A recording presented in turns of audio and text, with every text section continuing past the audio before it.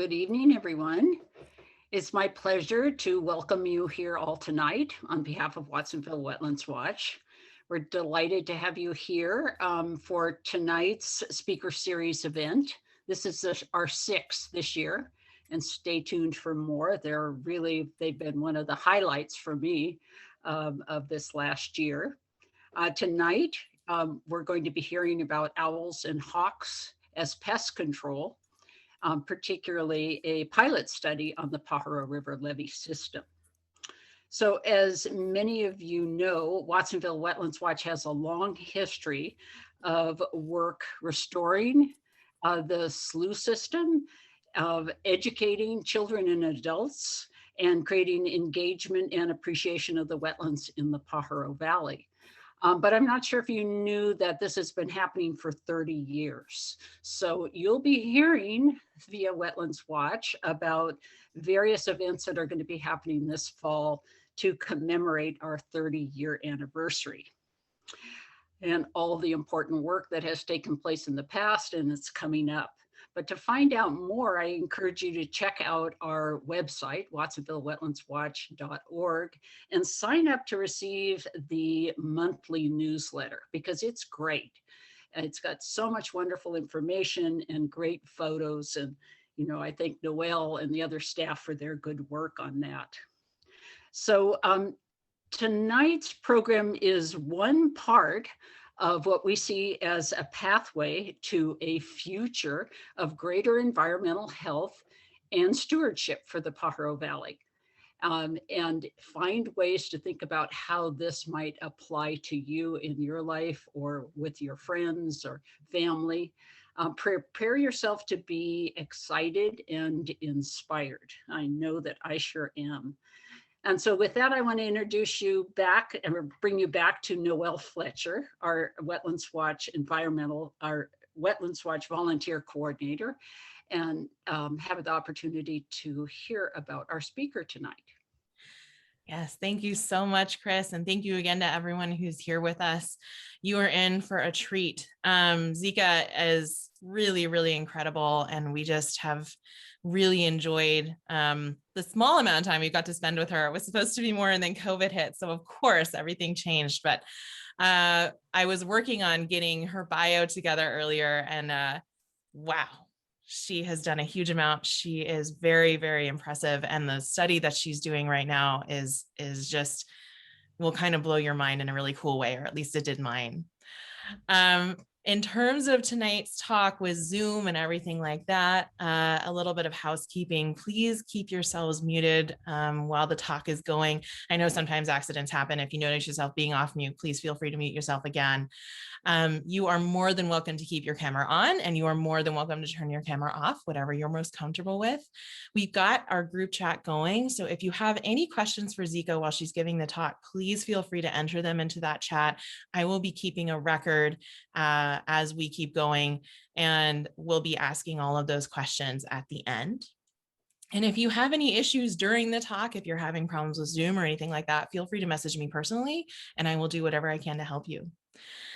So with that, Zeka Glucs is the program director at the Predatory Bird Research Group. She received her doctorate degree from UC Santa Cruz in ecotoxicology, which is really impressive. And she has taken a break from monitoring peregrine falcons and other predatory birds in the greater Bay Area and conducting science outreach in the local community, including K through 12 schools, to come and talk to us tonight. And we are just so excited and thankful that she is here and thrilled that we're going to learn all about this new local study that she's been doing. Well, thank you for that introduction, and thank you all so much for being here. A really important part of this pilot project was to conduct outreach and get the community involved. And originally that was going to be through Wetlands Watch, so this is our way of doing that. So thanks for being here. So my name is Zeka Glucs. I run the Predatory Bird Research Group at UC Santa Cruz. And we are interested in conservation research topics for predatory birds in California. So this really was right in our wheelhouse. Before I get started, I wanted to just let you know that all data that I'm presenting today are preliminary. We're hoping to have a final project report sometime at the end of the summer. I also wanted to acknowledge the indigenous people of the Monterey Bay region that have stewarded our predatory bird diversity here for millennia. And without the amazing richness of predatory birds in this area, we wouldn't be able to conduct this work. So this talk was advertised as hawks and owls as rodent control, but it just as easily could have been called raptors as rodent control. The problem is sometimes when I use that term, people's eyes glaze over and they start to think about Jurassic Park and get confused about why I'm out looking for raptors in the common era. So yes, this is a velociraptor, but today we also use this term to denote a certain sort of clade of birds, such as hawks, eagles, falcons, and owls as well. So the characteristics that are common amongst most raptors are acute vision, hooked bills, grasping feet with sharp talons that they use to capture their prey. There are some exceptions to this, including the New World vultures that are like our turkey vultures and our California condor are often lumped in with raptors because they have these other characteristics and have a lot of similar natural history to the birds of prey. So yeah, just to take a look at the diversity of birds that all share these characteristics and therefore require a lot of the same things habitat and prey wise, as well as are potentially vulnerable to a lot of the same, ecological hurdles, I should say. I also wanted to just bring up the fact that the human raptor relationship is an old one. There's been a lot of ways in which humans and raptors have interacted over the course of our existence. And I just wanted to highlight them before I talked about how we are choosing to interact with them for this pilot project. So first, human, and this is not all inclusive, there's just a few ways that I thought were important to touch on. So raptors have been an important cultural resource for humans. You probably have heard of falconry. This is when humans work with wild birds of prey to hunt game that they can then eat. Also has been an important cultural resource for many indigenous communities around the world when it comes to ceremonial dress. This is a prayer fan from the Southwest. And so these are important reasons why humans have stewarded healthy populations of raptors through millennia. But also, especially here in the West, raptors have been known as competitors or varmint and have been treated as such. So in order to prevent kills of livestock like chickens, folks have gone out and tried to reduce raptor populations through shooting and poaching. This photo on the right is the largest seizure of illegally poached raptors in California that happened a couple years ago. Mostly red-tailed hawks, but some other rare raptors for the area were found at this one person's home. So it's something that's still going on to this day. But more and more in current day or recently, we're looking to raptors as partners in our undertakings, especially when it comes to pest control. So a lot of the foods that raptors eat are animals that we're competing with when we're trying to grow food or trying to keep our food safe. Things like songbirds, rodents, and other pests. So this is just an example of an American kestrel nest box. And there are a lot of vineyards in California, for instance, that are starting to put these up to create more nesting habitats for these very voracious bird predators that might be eating their grapes during harvest time. So the project I'm going to be talking about today is aiming to demonstrate the efficiency of raptors as a biological control for rodents specifically, and more importantly, the damage that they've been causing on the Pajaro River levee system. Just going to change my view here. There we go.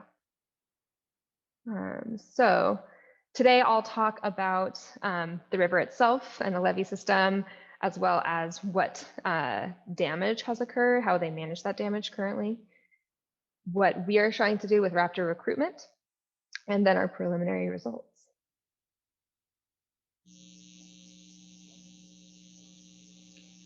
So I know you folks are probably very familiar with the Pajaro River as the Watsonville Wetlands Watch, but this picture here shows the sort of riparian ribbon going through this agricultural area. That's the Pajaro River. And the levee system is on either side of that river and protects during the wet season and the raining season, the land around it from flooding from those winter rains. And this is important because there have been several breaches of the levee in this area that have caused a lot of damage and even some loss of life. So this river is a 30-mile river that deposits water all the way to the Monterey Bay. The floodplains extend far beyond the riverbanks, and actually this area is such a productive agricultural region because of the fertile soils of that floodplain. The levee itself is restricting that natural width of the rivers to prevent floods and land subsidence. So this picture on the right, the before levee picture, shows how the river is allowed to kind of breach the channel and deposit sediments throughout the floodplain. After you put in those levees, you basically are reclaiming all that land from the river. However, the river is able to, in extreme circumstances, fill up that levee area and potentially still slough over into those floodplain areas. But this is a common practice. The levee that we're talking about today was constructed by the Army Corps of Engineers, and they constructed it with just the native soils. So it's an earthen river levee. I'm going to be using some levee jargon during this talk, so I wanted to just explain what I mean by some of these terms. So we're looking right now at the Pajaro River and the levee system from the Santa Cruz side, looking towards Monterey County. So down here on the left, we have the levee road, or the levee pyramid, that consists of a slope. So if you look at that yellow line on the figure, this region on the photo that's outlined in yellow, that's the levee slope. And then we have our levee bench, which is indicated in orange on the figure and then outlined in the photo. And these are the two areas that we were collecting data on for this study.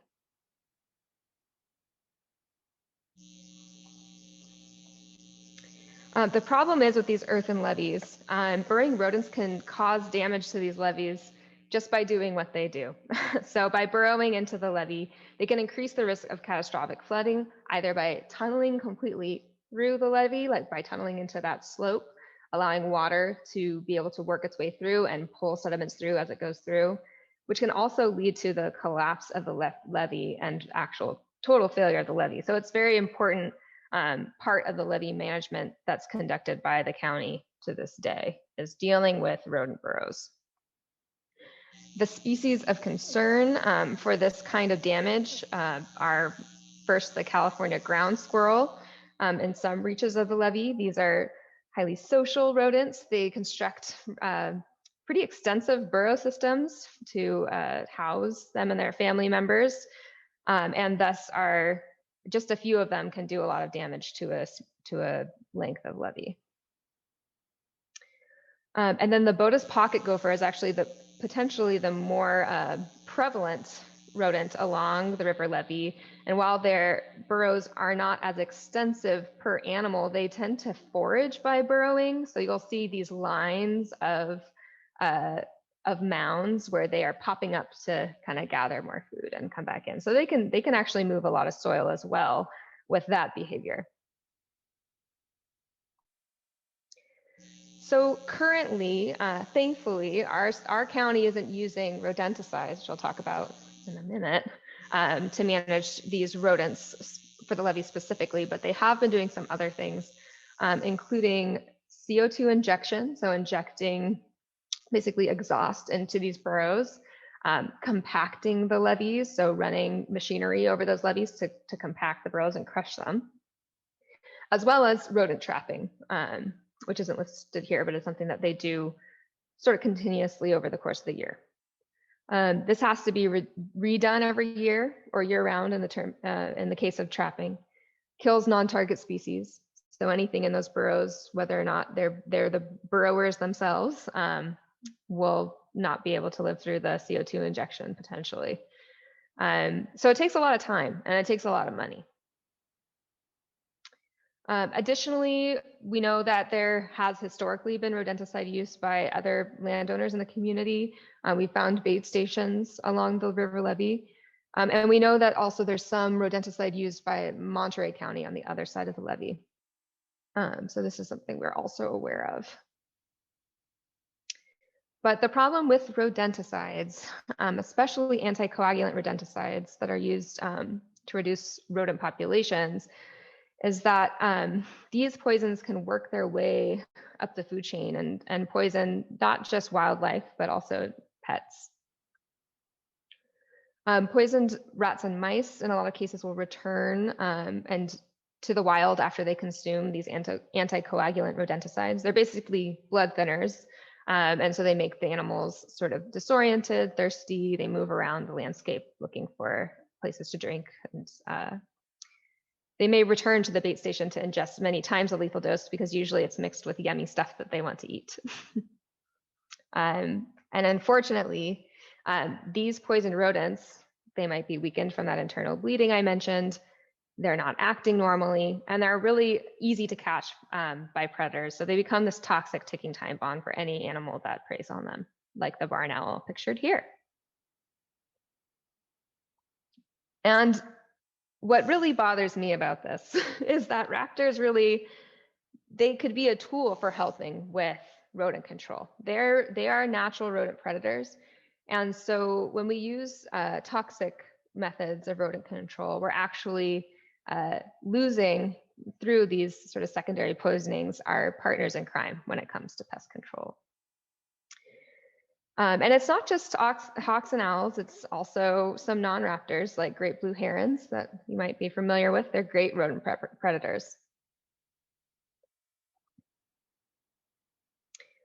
For example, one red-shouldered hawk can consume about 30 rodents in a month. So how do we get them to work for us is the question. And this was the question that the county came to our group with in 2019. The Zone 7 Flood Control and Water Conservation District had just read this fresh off the press study from Ventura County, where they used raptor perches to really reduce their rodent damage on their levees down in Southern California, and also to the point that they could stop using anticoagulant rodenticides altogether. So this is really exciting for them as a potentially a major cost savings as well. And they wanted to do right by our ecosystem. So they reached out to see if we could see if this works in our region. So we designed a one-year pilot program to run from 2021 to this year, 2020 to 2021. Sorry, that is a typo. But the point was to investigate the effectiveness of recruiting our native raptors and owls to supplement their current pest control or pest management activities. All right, so what are raptor recruitment structures? There are, basically we want to provide what raptors need to forage and to flourish. So the basic structure that was used in Ventura County that we were curious about seeing would work up here is raptor perches. So many raptors use perches to be able to safely observe their prey and then jump down to grab them when they need to. And by putting them up in the areas where you really want them to be hunting, you're attracting them to those areas. You've probably seen raptors perched on telephone poles or light posts. Even, you know, if there's a tree a mile away, they might be wanting to go over there because there's prey. So it's something that we can put up when there aren't trees available and have them come in to hunt at the levee. So we placed 6 perches on the levee for this project. And I'll show a map of this in a moment. Again, some raptors use perches more than others, so we're really attracting the species that are perch hunters and rodent hunters ideally. So this includes red-tailed hawks, like the bird on the left, red-shouldered hawks, the bird in the middle, and even great horned owls are also perch hunters. So another raptor recruitment structure is barn owl nest box. So nest boxes create breeding habitat for cavity nesters. Without nest boxes, they'd have to look for trees that are large enough and old enough to have a cavity in them, or other buildings can be used for species like the barn owl. So we placed 6 nest boxes as well on our study area. And I wanted to mention too, when it comes to these structures, let's see. Yes, I'll go back to that in a minute. So this is a picture of our full study area. It's a 5-mile stretch of the levee from roughly Salsa confluence out to Murphy Crossing. And half of this area we've selected to be our raptor treatment area. It's the green reach, reach A, and then half is our control area, reach B. The yellow dots are where we've placed perches. The green dots are where we've placed owl nest boxes. And we ended up using an equal number of owl boxes and perches. And that's because of the makeup of the prey species that we're trying to target. So I mentioned that ground squirrels are a concern, but that pocket gophers are more numerous in this area. So Ventura County was the opposite. They had all ground squirrels that they were really trying to get. And these perches attract the species that are large enough to consume and specialized for consuming those ground squirrels. So we wanted to include those, but we actually put up a lot more, a higher ratio of barn owl boxes than Ventura did because we have a big pocket gopher problem. And barn owls are real pocket gopher specialists. So we wanted to make sure that we had them nesting on the levee. So one recent study in Napa showed how owl boxes can really be helpful to controlling rodents. This was done by Humboldt State, and they were down in Napa Valley with 20 owl boxes. They found that over 20,000 rodents were eaten by these owls. And so within a breeding season, they calculated that to be about 150 rodents per adult owl nesting in the spring and 191 per nestling.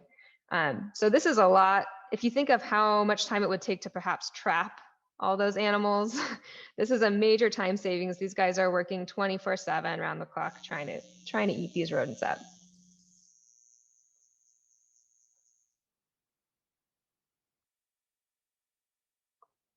All right. So we collected a few different kinds of data over the course of this study. All of it was done through GIS mapping using a really cool app that you can download on your phone called Survey 123. And so all of the students that participated were able to collect GIS data from their phones on active rodent burrows, on the raptor species they're seeing along this stretch of levee, barn owl box productivity over time, and then also we collected and mapped pellets that we found, which I'll talk more about at the end. So our outcome for this study that we're really concerned about is the rodent damage itself, not necessarily the population of rodents. So we chose active rodent burrows as our outcome. So in order to do that, before we put up these structures, we conducted an active burrow survey along the entire transect, counting these mounds along both the slope and that first bench on the levee. So you can see a group of students, this was pre-pandemic, sweeping that area, looking for what you see on this picture on the right, so nice, fluffy, fresh mounded dirt that indicates that there is currently a rodent, or very recently was a rodent burrowing there. And this is what that first year of data looked like. So this was 2020, before we got any of those perches up or recruited any owls. And as basically the point of this is that there's a lot of points. We found a lot of burrows, but it's really hard to kind of discern what's going on here by looking at these points. So what we did is we constructed a heat map to show kind of where the areas of highest burrow density were. And so you can see these darkest blue purple areas are the highest density of burrows, down to the lavender, and then these kind of yellow stretches where there weren't many burrows. Some of these stretches where there were no burrows, I have to say it might have been because we couldn't survey the area due to rocks or some other high vegetation that couldn't allow us to survey. But for the most part, this was an accurate depiction of where we saw most of that activity. And this was really helpful to have when we were deciding where to put those perches, because we wanted to put them where there was a lot of burrowing so that they could be attracting hawks to the right area, and also where there weren't other trees to perch in, so they would use them. So we are currently resurveying the same stretch along the slope, hopefully to be done in a couple of weeks. And so then we'll be able to compare how this has changed over time since we've placed these structures. The next kind of data we collected was what kind of raptors are out there and where are they? So we had our students go out and basically just bring their binoculars and look for raptors along the whole stretch of the levee. In addition to your classic raptor, like the red-tailed hawk pictured here, we also surveyed for any other species that might be rodent predators. So this includes corvids like ravens and that great blue heron that I mentioned, because they certainly stalk rodents on this levee as well. So here is just a quick look at the kinds of species we are finding along the levee. As we expected, we're seeing hawks on both our control half and our raptor treatment half of the levee. We have the same general species makeup on both sides. What will be really interesting to pull out is who's using our perches. But I can say anecdotally that it seems to be a lot of red-tailed hawks. We've seen some Cooper's hawks on those perches. And what we find a lot under those perches are great horned owl feathers and great horned owl pellets. So we know that they're using them as well, even though we don't capture them during our diurnal daytime surveys. So another aspect of our study is monitoring these owl boxes for occupation and productivity. So during the spring, we will check the nest boxes with a camera, so as non-invasively as possible, just stick it in there, see what's going on in the nest so we can time when is the right time to go in and check on those chicks, band them, and collect blood samples. So on the left, we have a picture of a barn owl with a nice half-eaten gopher, which we're happy to see, and her sitting on some eggs. And so we knew that those were going to take, about a month to hatch. So we could come back in about a month, take a look and see if they'd hatched. And then we would know when they were about, 3-4 weeks old for banding. We were able to count the young at that time as well. And those blood samples are currently out for rodenticide testing to see if they are exposed to anticoagulant rodenticides in this area. In 2020, so right after we put up those boxes, 2 out of the 6 boxes were occupied. We weren't able to get productivity data. We know that they did have some chicks, but we weren't able to get productivity data since we closed down in the spring. But in 2021, this year, we had 3 out of 6 boxes occupied, so more than the year before. We know there were 5 chicks, and we know there were 5 chicks produced amongst those boxes. So based on the Humboldt study data, if we extrapolate that to here, potentially these birds could have removed almost 2,000 rodents over the breeding season. And then finally, we wanted to get a sense of what the raptors are eating. And the way that we did this was through looking at prey remains in pellets. So raptors they're not like you and I, they don't have teeth. So they kind of tend to consume their prey in big chunks. And they have a specialized digestive system that basically circulates the food up and down before it gets into the stomach, and all that digestible stuff will work its way down to the stomach intestines. The indigestible stuff will just stick around until there's enough to regurgitate. And then you'll find these, you can see in the middle, these masses of just fur and bones that you can then pick up and dissect and figure out through identifying those bones and other types of biological material what they're eating. We wanted to know what the raptors were eating that were using our structures. So we only collected pellets from below the nest boxes and below the perches. We saved some fresh pellets because there's some new work being done to try to determine whether you can use fresh pellets as well to understand exposure to rodenticide in our region. So we have some set aside for that, but we've been going through most of them to look to ID prey remains. So of the 33 pellets that our students have gone through so far, we know we wanted to take a look at who is ingesting these pellets. So we can, through what we know about the birds, their digestive tracts and what they eat, you can identify what species you're probably regurgitated this pellet. And what we were actually quite surprised to see was that great horned owls made up a huge proportion of these pellets that we found, mostly from the perches, from using those perches. We weren't surprised to see that owls made up the majority of the pellets we found, because owls tend to, just because of their biology, they actually ingest more pellets a day than a raptor does. They eat more non-digestible material. They're more likely to eat their prey whole. So raptors don't ingest pellets quite as much, but we think we're getting some diurnal raptor pellets too. And of course, we got some scat samples that weren't correctly identified in the field. So unfortunately, we had to deal with those in the lab once they got there. But there's definitely mammal predators out there that are also consuming these rodents and spending time in these areas.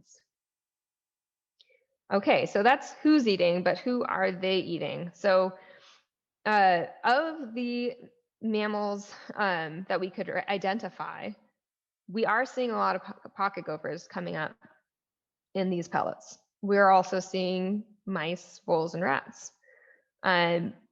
We even saw, this was not in a pellet, but in one of the nest boxes, we saw a baby cottontail. So there's kind of a lot of different stuff that these birds are bringing in. There are a lot of unID mammals, you might notice. Unless we have a skull that is complete enough to key out to species, it's really difficult, at least for an ornithologist, to identify these species or these prey items to species. We think a lot of these unID mammals, especially the larger bones that we're finding, could be ground squirrels. They're just too large to be consumed whole by any of the species that we're finding pellets for. So we're looking into partnering with some mammalogists to see if we can identify some of these limb bones and other kinds of bones we're finding to species, or tell if they could be ground squirrels. Then we find some fun stuff as well. Lots of Jerusalem crickets. We found some crayfish, bird feathers, and some fish or reptile scales. So it's really fun opening these pellets. It's sort of like Christmas every time. You never know what you're going to get, and sometimes we find something unique. But we're really happy to see that the pocket gophers are coming up often in these pellets, because that's what we were hoping for. All right, so before I round this up for questions, I just wanted to appeal to you all to help us help raptors thrive in our community. And the best way to start is in your own home by using raptor safe rodent control techniques, such as these structures, but also trapping and exclusion. So keeping them from getting into places you don't want them in. If you've noticed that rat poisons are being used by businesses in your neighborhood, to speak up and spread the word. I wanted to thank our partners. So the Zone 7 Flood Control Water Conservation District are really the reason this is happening, and they're open mind about this has been really refreshing and exciting. And I hope we can expand this in the future if the data is looking good this year. Native animal rescue is a huge help with getting these structures built and installed. The Ken Norris Center for Natural History has provided us with the reference materials we needed to identify those pellets, those prey species in the pellets. Watsonville Wetlands Watch has been really important on our outreach side. Even though we weren't able to involve students and community members as we would have liked, we have been able through this event and also working with some of the students remotely, getting a chance to teach them about raptors and our local wetlands. Raptors Are the Solution is a great lobbying group that uses basically a science-based activism group that works on reducing rodenticide use in our state, and they helped us with some outreach materials. And then funding for the study was awarded by the Santa Cruz County Fish and Wildlife Advisory Commission and the UCSC Foundation. If you want to learn more about this project, follow us. I would highly recommend visiting our website. We have a project page, and the report for the study will be posted there. We also have social media. We have Twitter, Facebook, and Instagram. Would love to see you on there. And you can learn more about some of our other raptor work there as well. So with that, I'd love to take some questions. Oh, Zeka, thank you so much. That was fantastic and really cool. It sounds like this is good news. A lot of really good stuff coming out of the project. We have some fantastic questions. I hope folks don't mind. I'm going to skip the line a little bit and ask a question of my own, which is, I know that you did touch on this somewhat, but are there any kind of definitive plans for after the pilot study? Is it going to kind of expand? Do you know about kind of future steps? Yeah, so we're hoping that the results that we finish up this summer are going to make a strong case for expanding the project. There definitely is interest from the county, not just for rodent control purposes, but also for mitigating habitat loss for raptors through their vegetation management. So there's kind of two angles at which we can continue this study, and it's been really great. As far as we're concerned, it's such a great opportunity for our students to conduct research in the field that we would love to expand it. And there are folks doing similar research around the state that we're hoping to pair up with too, to kind of increase the power of our work, since this is a small area that we're studying. Oh, that'll be amazing, I'm sure. Okay, so on to our audience's fantastic questions. I'm just going to start from the first question and go down. This is from, I believe, Sharon Redford, who asked, what other non-target species might be living in those burrows? Found it, finally. So, so the non-target species that might be living in those burrows can include lizards and snakes.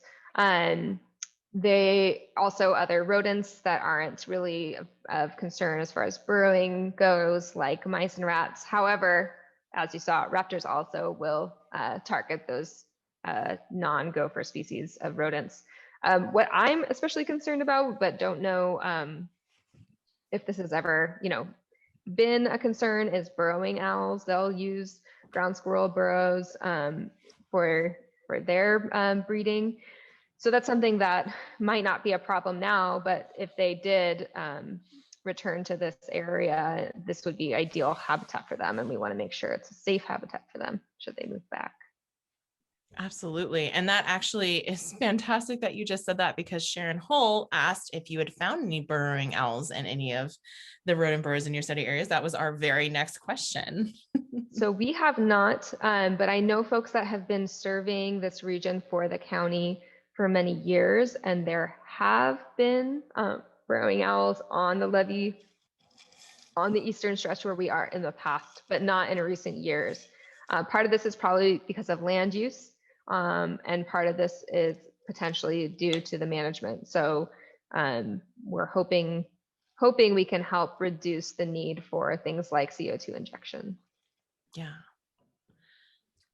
And then This is from Anastasia, and I know that you touched on this a bit as well, but she's asking, are hawks and barn owls compatible?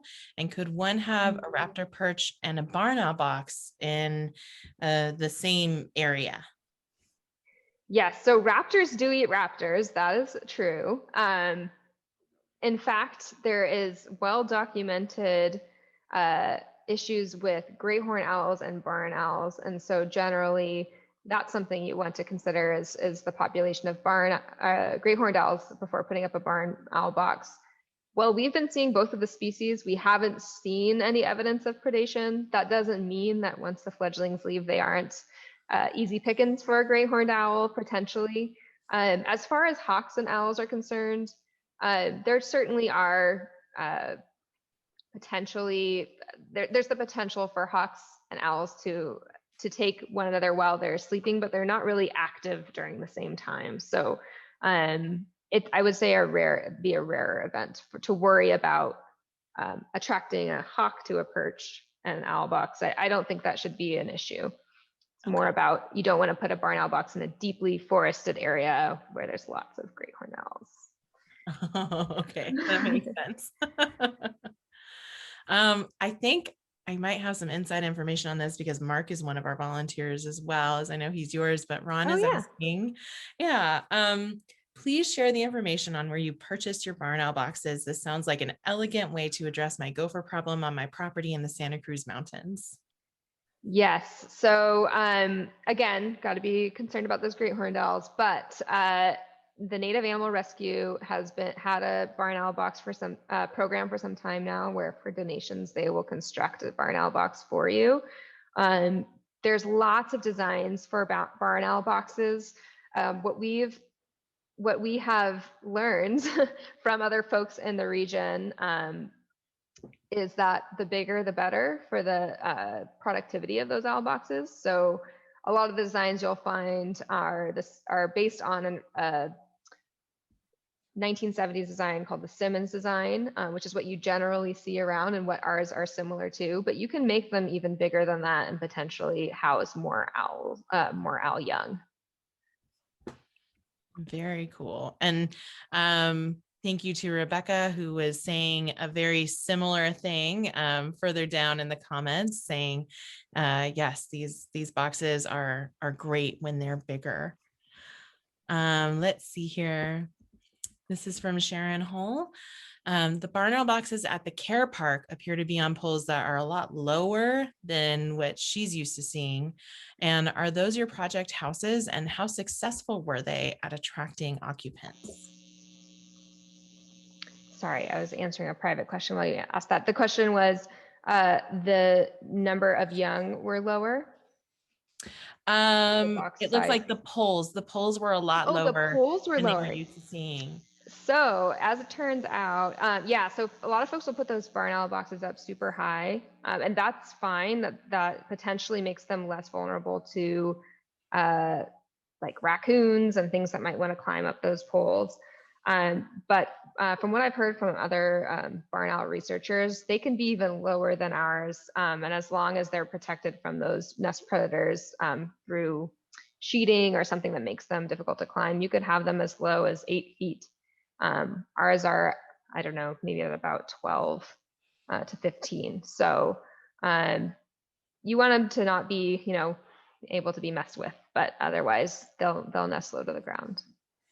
Okay, thank you. Let's see. And this is just really quickly from me to everyone, not a question, but again, if you would like to check out the website and see all the work that Zeka is doing both on this project and other really amazing work, you can go to the website. It's in the chat. You can also, if you are a social media type of person, follow them on Facebook, Twitter, or Instagram, and all of their handles are listed in there. This is from Carol, and Carol had 2 great questions. The first one, and I know that you did discuss this, and there was there was that nice map, but where on the levees were the perches and boxes installed? Yes, so I actually didn't mention that, so thanks for asking. The perches and levees were all installed on that first bench, not on the slope. which was different from the Ventura study. They were installed right on the levee. But because of the management that they do with the machinery to compact the levees, the perches and the boxes had to be kind of out of the way. So that they also do a lot of mowing on the levee and the bench. So we have it right on the edge of that first bench before the river channel. And we tried to face them, so they could just look at this amphitheater of levee slope and hopefully have some good hunting that way. And then, is this the same question? Are there any special status species that were taken into consideration? Yes, that's the very next one. Yeah. So yes and no. Basically, these we are just working with raptors that are already hunting in this area. We're just attracting them to the levee itself. And so we, for this work, didn't need to worry about potentially, messing with the ecosystem in any major way. Certainly with barn owl boxes, you're providing new habitat. So that's something we might be a little more concerned about, but they're so specialized in the species they consume, being small mammals, there wasn't anything in this area that we were concerned about them eating. There's endangered species in the area, endangered amphibians and reptiles. Actually, yeah, just amphibians. So so those were something we had to consider, but they probably aren't being consumed by barn owls. Mm-hmm. And then I'm gonna interject again, just asking, did you notice, yeah, as you said, it's a huge kind of human use area, and there's a lot of disturbance at the very least in terms of the amount of sound that they might be getting during the day when they're doing things like mowing. Do you think that would impact what's going on with our sleepy owls during the day? It's possible. The management only is happening during a specific, maybe month-long period, but it does overlap with the breeding season. So it certainly is possible. These owls, though, will nest in suburban areas and even urban areas. So they're very adaptive, but this is something we'll probably learn more about as we go. We did have some vandalism of our structures when we first started. There's a lot of activity out there that they're actually trying to curb the county with more gates and more presence of law enforcement and stuff. But we did have some boxes that were used for target practice, so we were pretty concerned about that. And also a lot of off-highway vehicle tracks right around them. So these owls are definitely hardy for picking these boxes. But I should say one of the boxes that had the most tracks around it was the box that was the most consistently occupied throughout the study. So there's probably things that we think are disruptive that they might not find disruptive. Wow, that's interesting. You're talking to Sharon? Oh, and just a quick reminder, if folks could please keep themselves muted while we're finishing up with our questions. This was from Sasia again, asking if we talked a little bit about specs, but do you have resources for specs for perches and owl boxes that folks could go to if they wanted to try to work on their own? Absolutely. I would say to go to our website and send a message to our group, and I'd be happy to share all the resources we've used. We've really relied on the Ventura County study as well, so you can search that. They've got some great plans for perches that we based ours off of, full on blueprint engineer style. So I can direct you to those, or you can look for those yourself. Oh, fantastic. And then we did touch on this earlier, that we're hoping very much to expand this project. And is there anything else you'd like to say about kind of where the project might be going from here? This one's from Stephanie. Yeah, so what we're hoping to do, there's two things we would like to do. One, we would like to increase the area and be able to have more data to kind of show what's going on, to be able to look at areas before and after perch addition. So being able to take our control area from last year, add some perches, and so we can look at the same site over time rather than these two sites that might be a little bit different within the same time period. The other thing we'd really like to do is bring Monterey County on. We know they've used some different management techniques, but they're definitely well within the foraging habitat of any raptors that we're working with on the Santa Cruz County side. So it'd be really cool to bring that Levee pyramid into the study as well. So we're trying to reach out to them and see if they'd like to try this route. Fantastic. I hope that they will.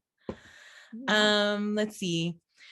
This is from Melanie, and I think you talked about this in a really wonderful way. Melanie said her husband built them 2 barn owl boxes, and what height should they be placed in near open fields or creeks or forests? And sounds like definitely not forest for these barn owl boxes. Yeah, it probably is safer for them to be in a more open area, and it's really their foraging habitat of choice as well. There are other folks that have been doing this for longer than that I think some of them are on this call, so that perhaps they can chime in with their best bets. But generally, you want them to not get too hot, so you want them to get shade or have some sort of part of the structure that shades them if it's in the wide open in a hot area. That you want them to have good ventilation, and yeah, you want them to be near good foraging habitat. So those open fields or creeks sound great. Nice. Perfect. And this is from Sylvia, and definitely this is a post-COVID question, I'm sure, but Sylvia says that the Predatory Bird Research Group used to come to schools and do educational presentations. And are you planning to do that in the future? Obviously, once things are a bit more easy in terms of schools. Yeah, so that is a resounding yes. Cannot wait to get back into schools. So we'll absolutely be doing that.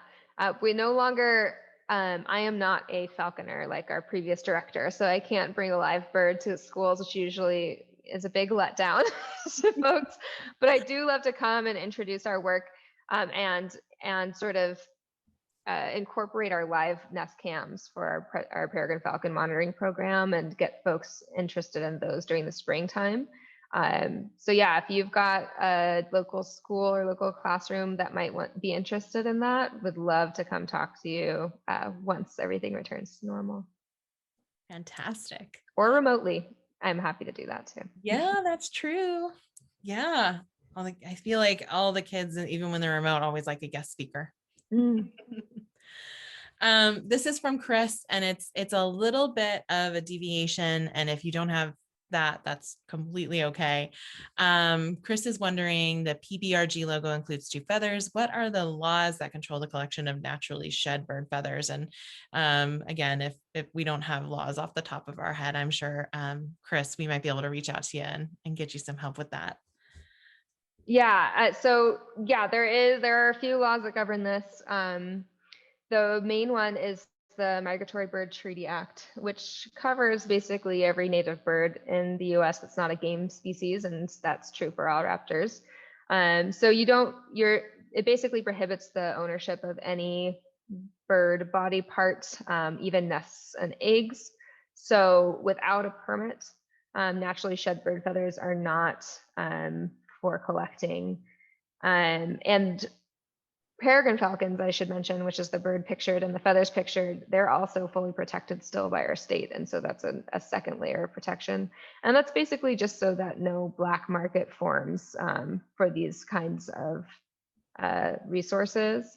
However, people that are from federally recognized tribal nations do have access to a repository for feathers for as cultural resources. So there's special permits you can get if you are, one of those folks. There are also natural history museums that collect these kinds of materials, and they have special permitting for that as well. And of course, they're doing it for science and other education-related purposes. Excellent. Yeah. Let's see. And thank you to those of you who are in the chat giving some information about that, about nest box design. We have a lot of folks who are saying, hey, Zeka, this is amazing. Thank you so much. I just want to make sure that you knew that you're getting lots of compliments in the chat. Lots of folks have been really enjoying this. And Melanie at the bottom is discussing licensed falconers, and they may possess raptor feathers and what's legal and illegal on that aspect of it. So please feel free, if anybody wants to learn more about that, to check that out in the chat. And then we have, let's see here, just going back up a little bit. Where are we? I just want to point out too, there's a barn owl box expert in the chat named Rebecca Dimitrick, who is giving some great resources and advice for local barn owl box placement. So there it is for you right there. Awesome. Thank you so much, Rebecca. Can you describe, this is from Bart, can you describe the process of checking the owl boxes with cameras? How did that go? Yeah, so basically there's one entrance hole in the box for the owls. And so we would go during the day with a painter's pole and a GoPro basically attached to it, stick it in, look at the owls and pull it out. We had a phone that you can beam that image to, so you can see what's going on inside the box, which is really helpful. And basically the birds are usually sleeping, and we try to, not mess with them as much as possible. And that's why if you see a bird, on eggs, there's no reason to look at that nest again until at least a month from then, because you'll see if the birds have hatched. So that's basically what we used our knowledge of their biology to reduce our impact as much as we could, because we really want them to succeed. Oh, very cool. This is from Craig. Do you think this project either has produced enough evidence or will produce evidence to determine whether raptors or conventional rodent controls is more effective at rodent control? Yeah, so this is something I would love to do that probably requires a much larger area and more control over when and where management is happening. And so this is kind of one of those things that would maybe involve partnerships with other organizations that already have study sites going. I think what this study will determine whether or not these birds are helping with the rodent control management on the levee. I don't know if we can, because the normal management has to continue while we do this work for liability reasons. I mean, if the levee were to fail, the cost is so large that really we can only be an additive treatment on the levees during the study period. Mm-hmm. So long story short, I don't know if we're going to be a true comparison at this site, but I'm very curious about potentially one day, should we get more into this work, working with a large landowner, that we could then really control what treatments are being used where. And then you could get at the answer to some of those questions, looking at economic savings for each treatment. Nice. And efficacy, as well. Yeah. And I think that this leads really well into a few questions that we had from Stephanie and Cindy and a few others. And they're really just wondering, obviously you're doing outreach and education, as you said before, you're really working on that aspect of it. And what more can be done? And I think obviously not just by you, by all of us or in our community, to remove that anticoagulant bait, those stations along the levee. And this is a great second part of this question is, who do we need to convince more to stop using these bait stations? Is a question that I think a lot of folks are very interested in hearing more about. Yeah, so we do have mailers that are set to go out once we have our results from the study for the community. Hopefully that might change some minds. We also are really lucky in our state because there was recently some legislation that really curbed the legal uses of rodenticides. So technically there shouldn't be anyone placing anticoagulant rodenticides in agricultural field lands. And indeed, even though we've seen bait stations, I've never seen them active over the course of the study. I'll go and check on them. I haven't found anything inside of them. Honestly, I think it's most most useful to talk to your neighbors and the people you know that you already have a relationship with. But also to continue to be active politically. This current ban is really, it's a moratorium, so it's not forever. And so we should remain vigilant and make our voices heard should this come up again in our legislature. Absolutely.